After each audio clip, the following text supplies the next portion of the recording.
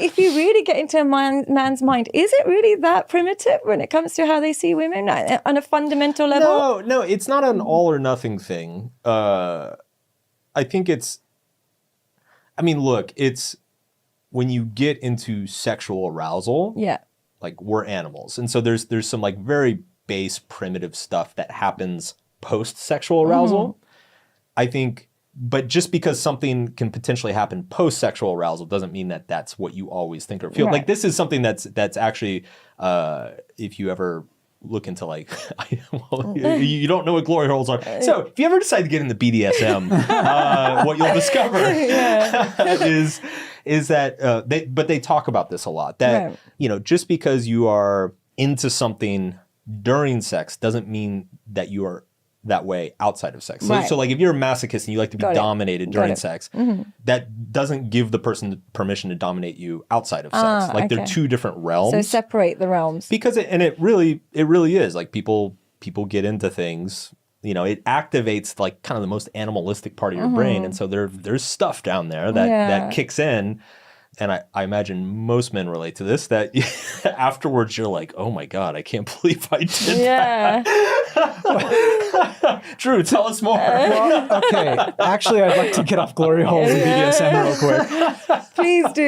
Go back to your point. What were we talking about? So, like the over-sexualizing. Yeah, the over-sexualizing. That's more important. And I would imagine the use of pornography and the availability would just activate that side of the brain so much. Yes. 100%. Yeah. 100%. I mean, the dating apps too, social media, it all feeds into that. Pornography is a big one too. I'm a weirdo. I don't know. I don't use dating apps. I'm pretty much off social media. I don't use porn. Yeah. And so amazing. You don't use porn? No. I'm so happy for you. Drew is he's a gem. What I've found though from most that eligible bachelor in podcasting. I'm convinced at this point that Mark started this podcast just to get me a girlfriend. Well, you should. You deserve a good woman. Ladies. You deserve a good woman. Submit your applications. I'm gonna look. What I've noticed from that though, and I don't know, it's kind of all three of those things: dating apps, porn, social media. Yeah. I now have gotten that little voice you were talking about. Like men have this. Oh, I want to be a higher status man, and in the eyes of other men, even too. I just don't give a shit anymore. Great. Really, maybe that's part of that's probably getting older as well. Yeah. But I've just noticed that I have a far greater need for connection with somebody now before I'm even remotely attracted to them. So younger women, just it's not. Yeah. I can't And have I a get a lot of conversation hate with you. because people are always like, "Oh, you're just jealous." I'm really not jealous. I'm very happy in my relationship. And if my husband did leave me for a 19-year-old, it wouldn't make me jealous of the 19-year-old. It'd make me look at him in a different way. And be like, "What the hell, dude? What's going on in your life that this is what you have decided to do?"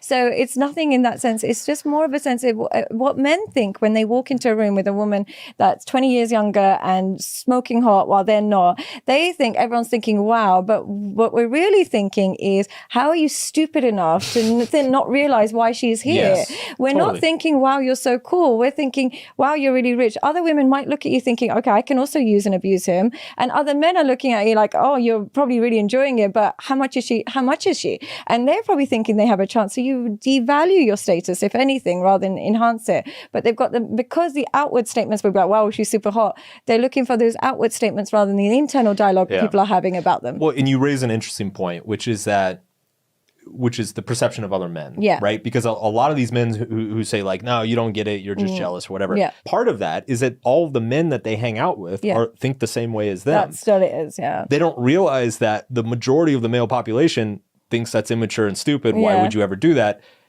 But the reason they're not exposed to us is because it's like, and this has happened many times where I have met a guy who is very impressive professionally, seems very intelligent, has a lot of interesting things to say.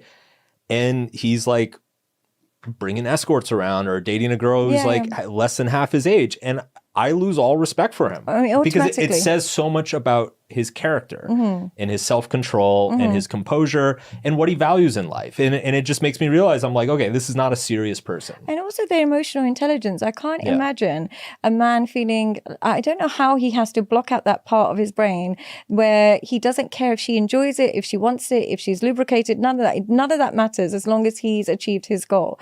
Wouldn't part of the enjoyment of the sexual intercourse be the fact that she wants you and she's so aroused by you, but having to buy her arousal just seems that you are almost compensating her for this bad experience she's about to have. So it's indicative of how poor you think your performance is. That's how as a woman sees it. We see it, you must be terrible at this, and that's why you have to compensate women for their time and for being with you. But I think part of that is it comes back to the power thing. Power. Because it's what arouses them is kind of the fact that it doesn't matter if she's into it. Oh, wow.